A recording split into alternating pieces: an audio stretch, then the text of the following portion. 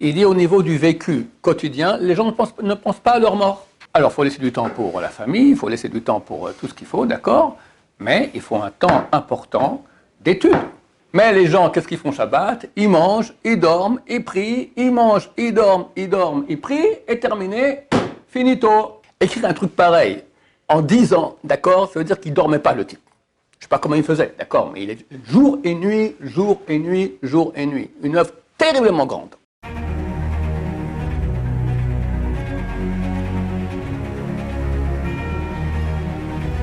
Ce show dédié pour la Refoua Shema de David Shimon Ben Abraham Bezrat Hashem.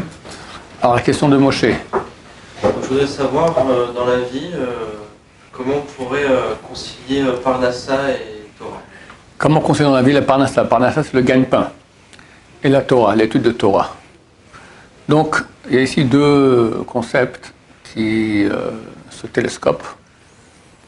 Il y a la nécessité de gagner sa vie, ne pas vivre d'amour et d'eau fraîche, et de leur donner d'étudier la Torah sans cesse. Comme on dit dans le Kriyat Shema, en te couchant, en te levant, sur le chemin, dans ta maison, etc. Et il est écrit dans le Talmud que Dieu est prêt à pardonner l'adultère, très grave, Avodah Zara, encore plus grave, et l'assassinat, mais pas Bitul Torah. Quelqu'un peut étudier et il perd son temps. La barre est très haute. Donc, tu poses la question, comment je vais gérer ma vie, combien de temps mettre pour le gagne-pain et combien de temps mettre pour la Torah. Le vrai problème est que nous sommes extrêmement influencés par la culture non-juive. D'accord, un non-juif en hébreu, ça se dit goy. Goy signifie un peuple, d'accord, mais à la base du mot goy, ça signifie un corps. Comme en hébreu moderne, gvia, c'est le même mot avec un hé à la fin, signifie un corps, d'accord, c'est le corps. Alors, le goy moyen, il pense au bien de son corps, la jouissance et plaisir de ce monde, la sécurité, un bon travail, une belle femme, une bonne maison, des belles vacances, une belle voiture. S'il est un peu plus élevé dans le niveau, alors un beau concert, un beau tableau, d'accord, de belles statues, un beau paysage. Encore plus, alors un beau livre, un peu de la belle philosophie. Bon, ça s'arrête ici. Et nous sommes influencés par cela. Et pour beaucoup de juifs, même orthodoxes, ils se voient comme dans un target, d'accord, même des gens qui tuent la Torah, des avrechim, d'accord, target, avoir un pavillon avec une voiture, une grande voiture, machin, etc. Et c'est tout à fait non-juif. La Torah, elle dit, tu mets l'essentiel dans les choses essentielles. L'essentiel, c'est toi. Et toi, c'est pas ton corps, tu as un corps, tu n'es pas un corps. L'essentiel, c'est toi, ça veut dire ton âme. Un beau jour, nous tous, on enlève notre corps, il sera enterré sous terre, et on continue à vivre avec notre âme pour l'éternité. C'est complètement ridicule d'investir dans le corps qui va vivre, allez, 120 ans à tout casser, par rapport à une âme qui est éternelle. Alors, je ne dis pas qu'il faut se tuer, bien que, écrit dans le Talmud, traité Talmud, page 32, que Alexandre le Grand est venu en Israël, il a voulu rencontrer les sages du Negev. Les grands sages d'Israël, c'était dans le sud du pays, à l'époque. Il y avait 10 questions. Le Talmud raconte les questions et les réponses des sages d'Israël. Première question a été Ma ya'aseh adam ve'yichyeh, que faire l'homme pour vivre? C'est la question des questions, la question existentielle. Pourquoi je vis? Comment faire pour réussir ma vie, me réaliser vraiment? Réponse des sages d'Israël, vous la connaissez? Il y a 1000 tétassements qui se tuent. Bon, il y a beaucoup d'explications à cela. D'abord, que la pensée de la mort est extrêmement vivifiante. Les gens n'aiment pas qu'on parle de la mort. Il y en a même à qui on dit c'est bien déjà d'acheter une tombe quand on est vivant, ça rallonge la vie. D'accord? On dit, la histoire ne parle pas de choses pareilles. Mon cher ami, mais c'est une réalité. Tu vas arriver comme tout le monde. Hein. T'es pas infime, ton corps n'est pas éternel. Au contraire, c'est extrêmement bien d'y penser. Le roi Salomon, il a dit, c'est mieux d'aller à une maison de deuil qu'à un mariage. Qu'est-ce qu'il y a de bien dans une maison de deuil? Les gens sont en train de pleurer, c'est triste, quelqu'un proche, il est disparu. Ça remet les pendules à l'heure. Parce qu'on a l'impression, comme ça dit le Zohar, que la personne pense qu'elle vivra éternellement. Est-ce que tu as un type sensé à qui tu poses la question, si tu vas vivre éternellement, il dit, mais jamais la vie, je sais bien que je vais mourir. Alors comment le Zohar dit une chose pareille? Il dit au niveau du vécu quotidien, les gens ne pensent pas à leur mort. La majorité des gens ne pensent pas à leur mort. Alors qu'il n'y a rien de plus vivifiant. Quand j'étais jeune, il y avait un chanteur français, je crois que c'est Michel Fugain, vous connu. Alors, il chantait, chante la vie comme si tu devais mourir demain. Bon, ça c'est le type qui n'a pas beaucoup de cervelle dans son crâne. On lui dit qu'il doit mourir demain, il a encore 24 heures à vivre, qu'est-ce qui arrive? Il se met à chanter. Bon, ok, très bien, c'est le coup de pleurer. Mais à nous, si on nous disait maintenant, j'ai plus que 24 heures à vivre, on va essayer de profiter, d'investir au maximum possible les dernières 24 heures qui me restent. Tchouva, Torah, prière, totale. Mon cher ami, il n'y a aucune différence entre 24 heures, les dernières 24 heures, et les 24 dernières années, ou les 50 dernières années. Le compte à rebours, il est là chaque seconde. Elle passe, ne reviendra pas, tu te rapproches du jour de ta mort. Quand quelqu'un pense à ça, c'est extrêmement vivifiant. Ça veut dire que je ne dois pas perdre mon temps. Je ne dois pas perdre mon temps. Il y a des gens qui vont tuer le temps. Le temps, il ne sera jamais mort. Le temps, il passe. C'est toi qui es en train de mourir chaque seconde. Donc, quand on pense à la mort, on comprend qu'on n'a pas de temps à perdre et qu'on doit réaliser chaque seconde de son temps. Réaliser, maintenant, réaliser dans quoi? Dans le corps, oui. Ce qui est nécessaire, pas plus. De quoi pas mourir de faim, de quoi pas mourir de froid, de quoi, voilà, le minimum, strict minimum pour vivre. Mais vivre de son minimal. L'essentiel, toi, qui es éternel. Chaque mitzvah que tu fais, tu prends en toi de la divinité, de l'éternité. Et tu la Torah de Dieu. Faire tchouva sur le passé, etc. C'est énorme. Et évidemment, peu de gens vivent ainsi. Je vois même presque personne, d'accord, par les grands sadikim. Chacun dans le pourcentage. Un qui va mettre quand même 10% qu'il aurait pu ne pas investir dans le corps, il va quand même le mettre, d'accord? Et il y en a 200%, d'accord? Même en étant religieux, il fera ses prières, il va dire extra, mais pour lui, argent, argent, argent, argent, argent.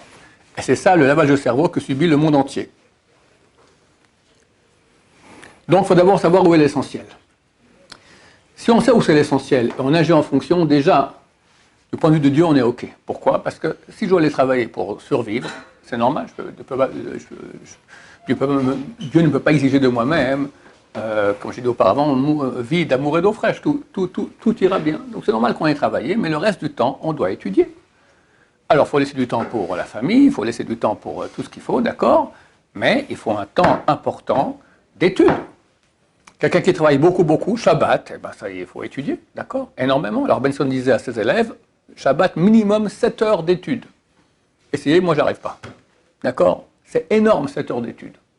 Parce que Shabbat, on fait un bon repas, après on dort bien, après on va prier, après on fait un bon repas et après on dort bien. Si on est vraiment, se lève un peu plus tôt pour étudier un peu, après la prière, après un bon repas et le Shabbat est terminé. Vous connaissez l'histoire du Maguil de Douvna. Maguil de Douvna, il était contemporain du Gaon de Vilna, il faisait du moussard. Il donne beaucoup d'exemples. Il raconte qu'un type, il habitait dans une ville.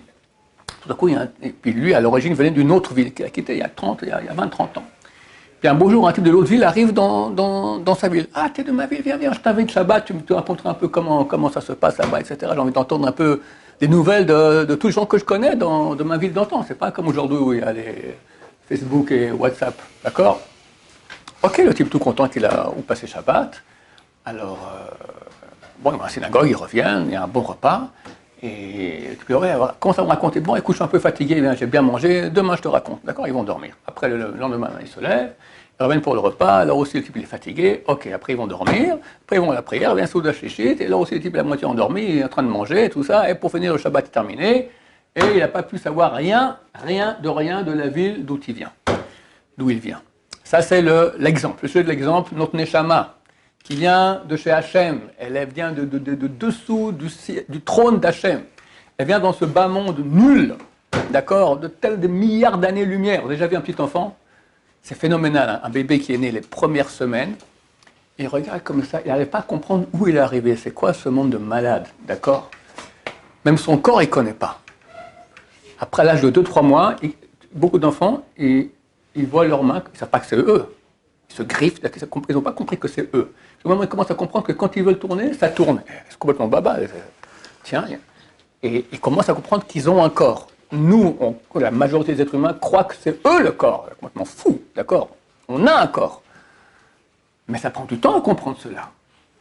La neshama vient de très très haut, et là, ça lui prend tellement de temps. Un animal, regardez, dès qu'il est né, il se lève, tout ça, terminé. Il n'y a ni l'école, ni rien du tout. L'enfant, il faut l'apprendre à marcher. L'enfant, qu'est-ce qu'il ne faut pas pour qu'il soit un type normal, d'accord?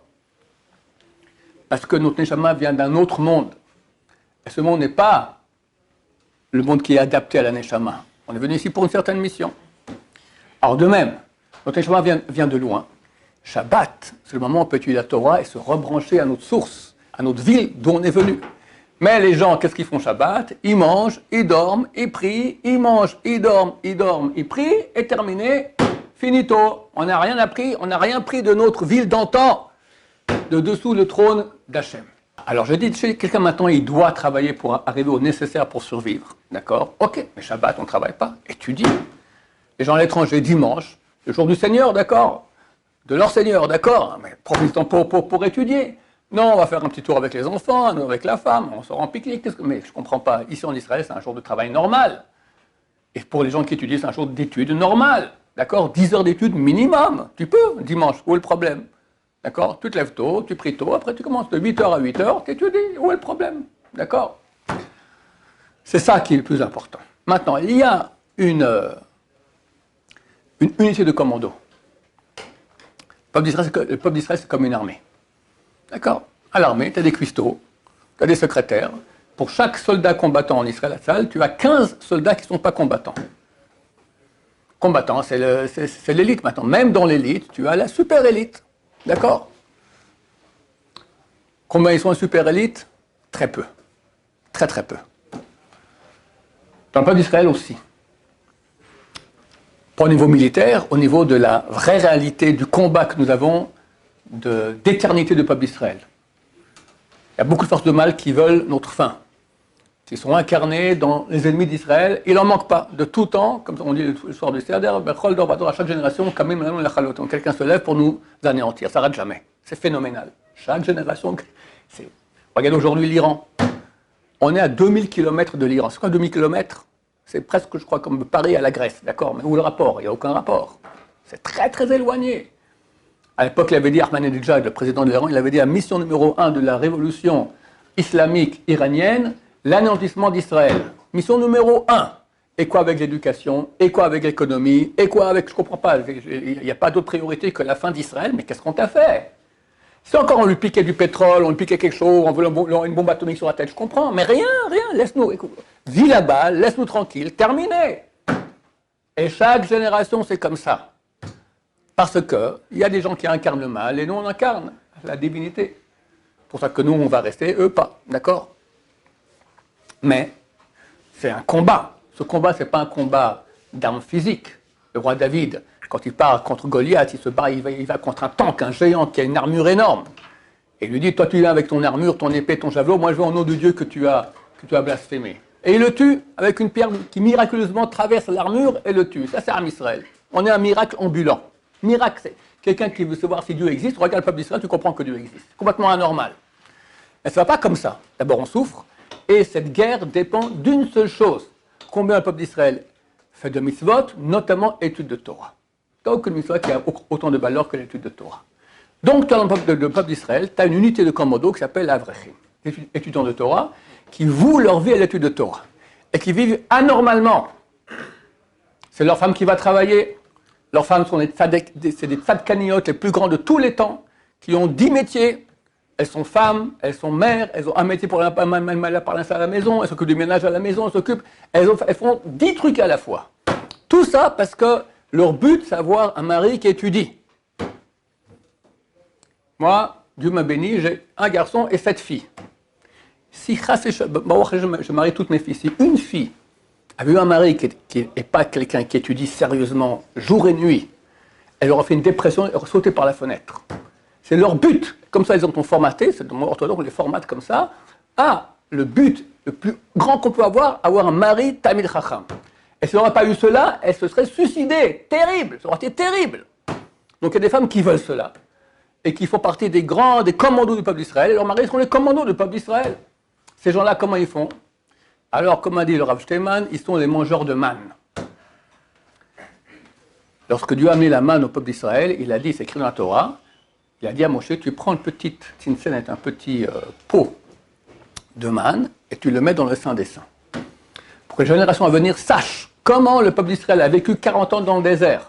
De quoi on va vivre? Tu as 600 000 personnes mâles de 20 à 60 ans, plus encore les enfants, les bébés, etc. Les femmes, ça fait 3 millions. Comment un peuple de 3 millions de personnes survit 40 ans dans le désert? Le désert, c'est le désert, il n'y a rien. Il n'y a pas d'hélicoptère qui viennent se donner à manger avec un pont aérien, d'accord? Dieu dit, pas de problème. Un rocher pour de l'eau et la manne qui tombe tous les jours. Le goût que tu veux, il y a ça. Le goût que tu veux, tu le goûtes dans la manne. Pour que les générations prochaines le sachent, Moshe Rabbeinu a pris un petit pot et l'a laissé dans le Saint des Saints. Combien de temps plus tard? Plus de 800 ans plus tard. Le prophète Jérémie prend le pot de manne et va voir les Juifs. Regardez, c'est la manne qu'ont mangé vos ancêtres dans le désert. Arrêtez de dire qu'on n'a pas le temps d'étudier, qu'on doit s'occuper maintenant de nos champs, etc., et travailler. Regardez comment Dieu il a un problème de vous nourrir. Le Rav Steinman a dit, l'Avrechim aujourd'hui, étudiants de Torah, ce sont des mangeurs de manne. Ils vivent miraculeusement. Et c'est comme ça. Je ne dis pas qu'ils sont riches. Oui, ils sont riches, comme dit Rabbi Meir. C'est quoi quelqu'un qui est riche? Celui qui est heureux de ce qu'il a. Ils ont une richesse intérieure, ils ont une qualité de vie extraordinaire. Mais ils n'ont pas forcément une BMW et un appartement en Espagne, une villa en Espagne, d'accord? Ils vivent chichement. Mais une réalité de proximité de Dieu, une qualité de vie extraordinaire. Alors comment ils font? C'est dur. Mais tous vivent un miracle. Comment ces familles qui n'ont pas 2 ou 3 enfants, ils en ont en moyenne ici en Israël 7,2 enfants, d'accord? Comment ils font pour les marier? Pour marier en Israël, il faut allonger. Il faut allonger, d'accord? C'est comme ça. Comment ils font? Mangeurs de manne.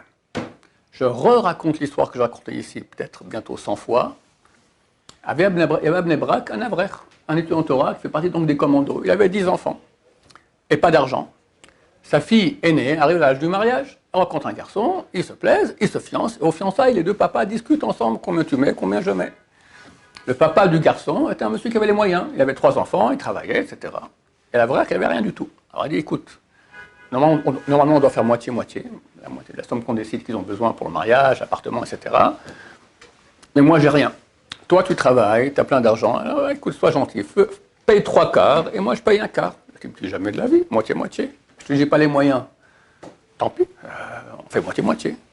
Est-ce que tu es prêt qu'on ait voir un grand Torah? Oui, je suis d'accord. Ils sont mis d'accord d'aller voir le Rav Steinman. Alors, le Rav Steinman, et le Rav écoute, il dit, ok, moitié-moitié. L'avrech, il est interloqué.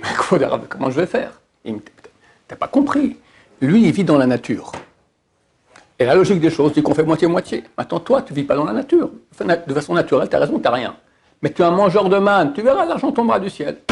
Et comme ça a été, l'argent est tombé du ciel. Bon, c'est pas qu'un beau jour, il se lève le matin, et presque comme ça, d'accord? On se coule paillasson, d'accord? Mais il s'arrange, tu vois que les choses avancent.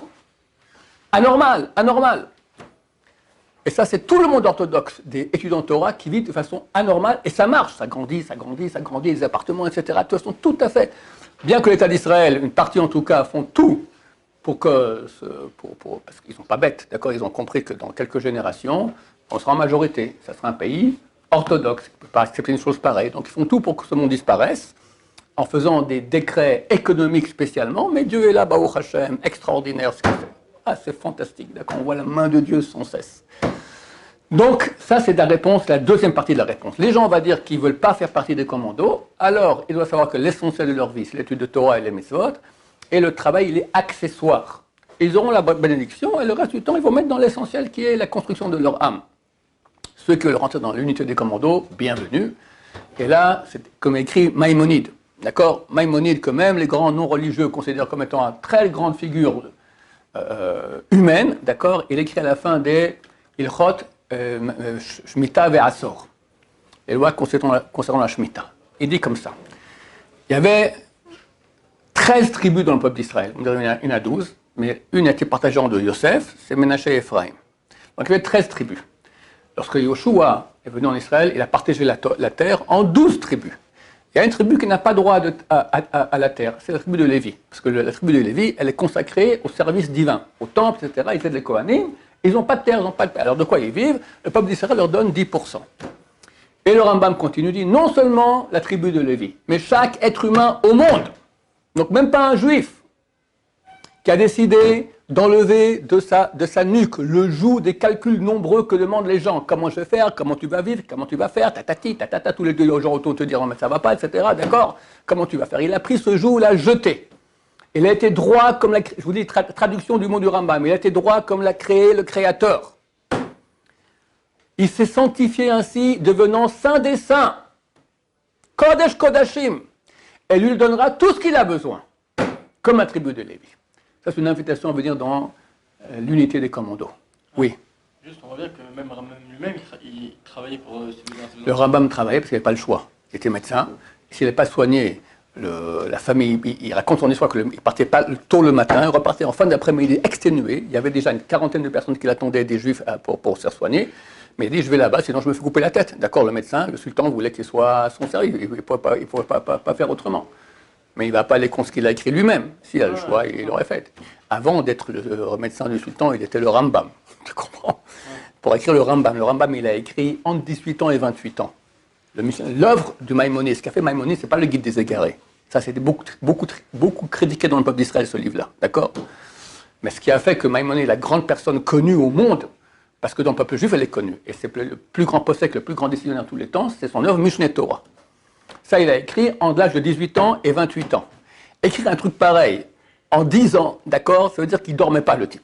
Je ne sais pas comment il faisait, d'accord, mais il est jour et nuit, jour et nuit, jour et nuit. Une œuvre terriblement grande. Voilà, donc il a réalisé cela. Après, bon, les affres de la vie ont fait qu'il a dû être le médecin. Il a dû fuir l'Espagne, arriver en Égypte, etc. Baruch Adonai, l'olam, amen va amen.